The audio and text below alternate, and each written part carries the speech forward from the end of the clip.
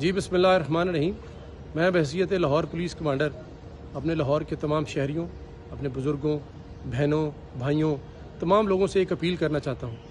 कुछ लोग अमन को तबाह करने के लिए पुरअमन कॉल देकर एहतजाज कर रहे हैं, लेकिन वो खूनी एहतजाज कर रहे हैं। रात को हमारे कांस्टेबल की शहादत हुई है और वो जत्था बरदार लोगों ने उनको गोली मार कर शहीद किया है।